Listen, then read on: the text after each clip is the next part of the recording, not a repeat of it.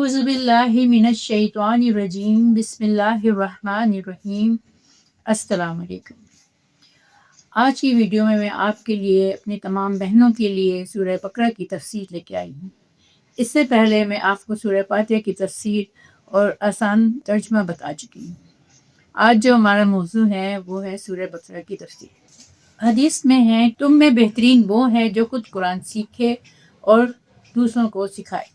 سب سے پہلے آج کی اچھی بات کے حوالے سے میں بتاتی چلوں کہ اپنی زندگی میں صدقے کو ضرور اہمیت دیجیے اور اس کو اپنی زندگی میں شامل کر لیجیے۔ چاہے آپ اس کے لیے 1 روپیہ ہی کیوں نہ نکالیں، لیکن صدقہ آپ اپنی زندگی میں شامل کر لیجیے۔ آپ اس کے برکات سے ضرور بہرہ مند ہوں گے۔ اس کے لیے چاہے آپ کی کوئی مسکراہٹ ہی کیوں نہ ہو، آپ صدقہ ضرور کیجیے۔ نبی پاک صلی اللہ علیہ وآلہ وسلم پہ ہم پہلے درود پاک پڑھ لیتے ہیں۔ اللہم صلی علی سیدنا محمد۔ سب سے بہترین عمل درود پاک ہی ہے۔ آج سے پہلے والی ویڈیو میں آپ کو کہہ چکی ہوں کہ وضو ہر ایک مسلمان اگر کرے تو ضرور بضرور وہ اپنی اس منزل سے پہنچ جائے گا جسے مومن کہتے ہیں، کیونکہ وضو ہمیں پاک کرتا ہے، ہمارے اندر روحانیت لے کر آتا ہے۔ آج میں جو موضوع آپ کے پاس لے کے آئی ہوں سورہ بقرہ کی ہے۔ یہ میرا چینل ضرور سبسکرائب کیجیے گا، مجھے لائک کیجیے گا، کیونکہ میں آپ کے لیے آسان ترجمہ اور تفسیر اپنی بہنوں کے لیے لے کر آئی ہوں، تاکہ وہ اس کو سمجھیں، اس پر عمل کریں اور میرے لیے بھی ذریعہ نجات بنے اور آپ لوگوں کے لیے بھی یہ ذریعہ نجات بنے۔ میں اللہ کے ذکر کو بلند کرنا چاہتی ہوں۔ میں چاہتی ہوں کہ اللہ مجھ سے راضی ہو جائے اور آپ لوگ بھی میرے اس میں مدد کریں تاکہ اللہ تعالیٰ آپ سے بھی راضی ہو جائے۔ الف لام میم۔ الف لام میم یہ حروف مقطعات ہیں جن کے بارے میں یہ جان لیجئے کہ ان کے حقیقی، حتمی اور یقینی مفہوم کوئی نہیں جانتا سوائے اللہ اور اس کے رسول کے۔ یہ ایک راز ہے اللہ اور اس کے رسول صلی اللہ علیہ وآلہ وسلم کے مابین۔ قرآن مجید کی 114 میں سے 29 صورتیں ایسی ہیں جن کا آغاز حروف مقطعات سے ہوا ہے۔ ذالک الکتاب لا ریب فیہ، یہ الکتاب ہے، اس میں کچھ شک نہیں، یا یہ کہ یہ وہ کتاب ہے جس میں کوئی شک نہیں۔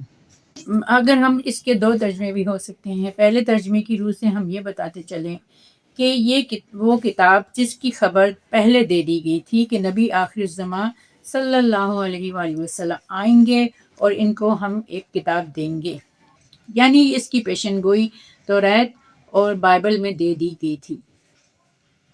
یہاں یہ اس بات کی طرف اشارہ ہے کہ یہی وہ کتاب ہے جو نازل کر دی گئی تھی محمد صلی اللہ علیہ وآلہ وسلم پر، اور اس میں کسی شک و شبہ کی گنجائش نہیں ہے۔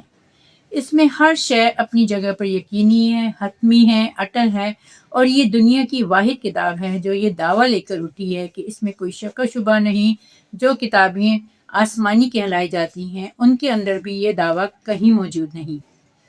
انسانی کتابوں میں تو اس کا سوال ہی پیدا نہیں ہوتا۔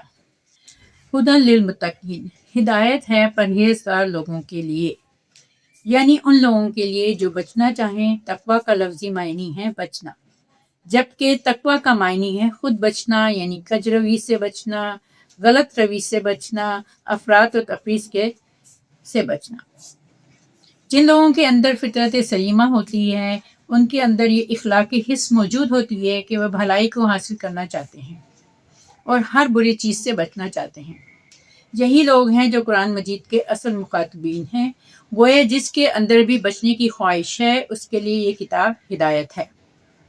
یہ وہ کتاب ہے جس میں کسی شک و شبہ کی گنجائش نہیں، اور یہ ان تمام لوگوں کے لیے ہدایت کے تقاضوں کے اعتبار سے کفایت کرتی ہے جن میں غلط روی سے بچنے کی خواہش موجود ہے۔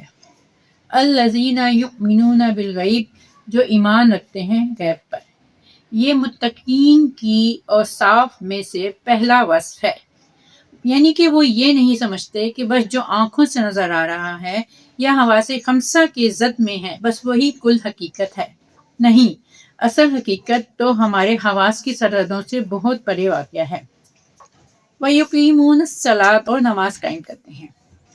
اللہ کے ساتھ اپنا ایک ذہنی اور قلبی اور روحانی رشتہ استوار کرتے ہیں، اور اس کے لیے وہ نماز قائم کرتے ہیں۔ نماز کو ہم جتنی محبت عقیدت سے پڑھیں گے اتنی ہمارے اندر روحانیت پیدا ہوگی، اتنا ہمارا اللہ تعالیٰ سے رشتہ جڑ جائے گا۔ یہ نماز کا ہمیں سب سے پہلا حکم ہے، اسی لیے فرمایا گیا ہے کہ نماز سب سے پہلے اور لازم پکڑ لیں۔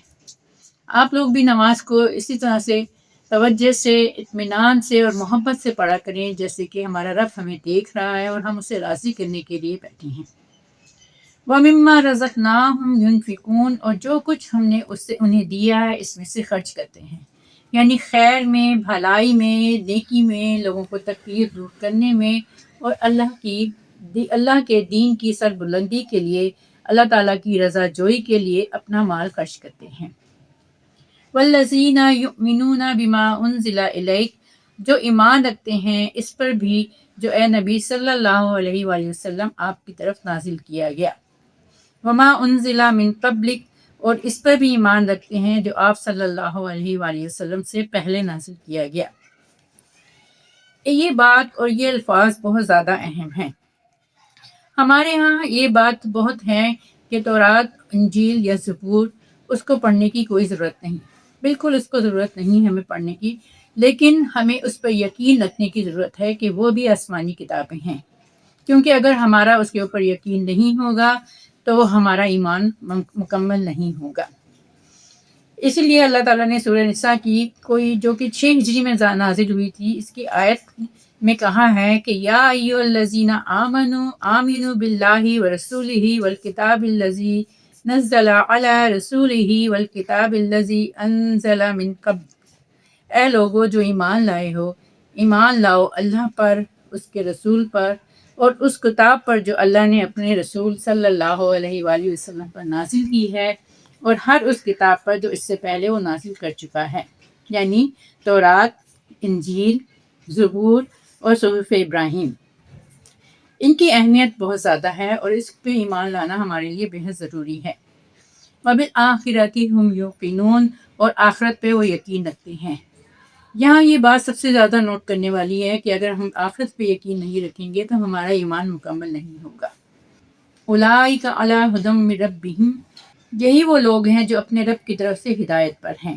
یعنی کون لوگ؟ صحابہ کرام، جن کو ہمارے پیارے نبی صلی اللہ علیہ وسلم نے 13 برس اپنے پاس رکھ کے ان کی ایک ایک بات کو سدھارا، ان کو دین سکھایا اور ان کو اس عمل میں لے آئے جو قرآن پاک میں ان کے لیے لکھا تھا۔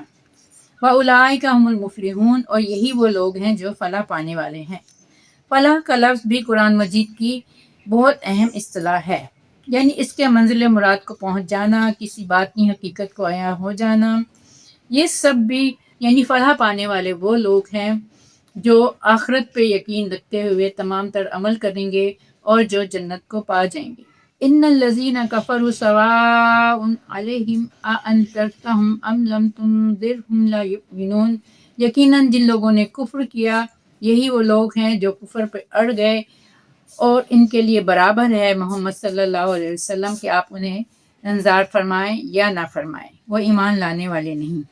ان الذین کفروا سے مراد وہ لوگ ہیں جو کفر پہ اڑ گئے، اور اس کو ہم اس طرح سے سمجھتے ہیں کہ کوئی شخص کسی مغالطہ یا عدم توجہی کی بنا پر اگر کفر پہ ہے اور اس پر حق واضح نہیں ہے تو اس کو ڈرانے سے یا اس کو سمجھانے سے اسے فائدہ ہو جائے گا۔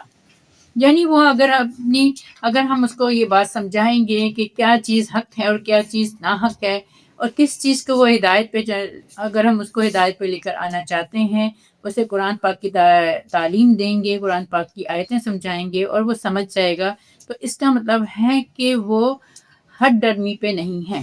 آپ اسے واضح نصیحت کریں تو وہ اس کا اثر قبول کر لے گا، لیکن جو لوگ حق کو حق سمجھنے اور پہچاننے کے باوجود محض ضد، ہٹ درمی اور تعصب کی وجہ سے یا تکبر و حسد کی وجہ سے کفر پر اڑے رہے تو ان کی قسمت میں ہدایت نہیں ہے۔ ایسے لوگوں کا معاملہ یہ ہے کہ اے نبی پاک صلی اللہ علیہ وآلہ وسلم ان کے لیے برابر ہے، خواہ آپ انہیں سمجھائیں یا نہ سمجھائیں، ڈرائیں یا نہ ڈرائیں، وہ ایمان لانے والے نہیں ہیں۔ اس لیے کہ سوتے کو تو جگایا جا سکتا ہے، جاگتے کو آپ کیسے جگائیں گے؟ یہ گویا مکہ کے سرداروں کی طرف اشارہ ہو رہا ہے کہ ان کے دل اور دماغ گواہی دے چکے ہیں کہ محمد صلی اللہ علیہ وآلہ وسلم اللہ کے رسول ہیں، اور قرآن ان پر اتمام حجت کر چکا ہے، اور وہ مان چکے ہیں کہ قرآن کا مقابلہ وہ نہیں کر سکتے۔ یہ محمد صلی اللہ علیہ وآلہ وسلم کا مکمل معجزہ ہے، اس کے باوجود وہ ایمان نہیں لاتے۔ ختم اللہ علی قلوبہم وعلی سمعہم، اللہ نے مہر کر دی ہے ان کے دلوں پر اور ان کے کانوں پر۔ ایسا کیوں ہوا؟ ان کے دلوں پر، ان کے کانوں پر مہر ابتدا ہی میں نہیں لگا دی گئی، بلکہ جب انہوں نے حق کو پہچاننے کے لیے اس کو رد کر دیا، اس کی پاداش میں اللہ تعالیٰ نے ان کے دلوں پر مہر کر دی اور ان کی سماعت پر بھی۔ وَعَلَىٰ أَبْصَارِهِمْ غِشَاوَةٌ، اور ان کی آنکھوں کے سامنے پردہ پڑ چکا ہے۔ وَلَهُمْ عَذَابٌ عَظِيمٌ، اور ان کے لیے بہت بڑا دردناک عذاب ہے۔ اب میں آپ کو یہاں تک رکوع پورا ہو چکا ہے۔ اب کل انشاءاللہ میں آپ کو پھر دوبارہ سے سورہ بقرہ کی تفسیر اور ترجمہ بتاؤں گی، اور پلیز آپ میرے چینل کو سبسکرائب کیجیے گا اور اس کو لائک کیجیے گا، اور تاکہ میری آپ سے اس طرح سے مدد ہو سکے اور میں آگے یہ آپ کو سمجھانے کا، آسان ترجمہ اور تفسیر کو سمجھانے کا میرا یہ مشن آگے چل سکے۔ اللہ تعالی ہم سے راضی ہو جائے، آپ سے بھی راضی ہو جائے۔ میں آپ کے لیے دعا کروں گی، آپ میرے لیے دعا کیجیے گا۔ کل انشاءاللہ تعالی پھر دوبارہ حاضر ہوں گی۔ اللہ حافظ۔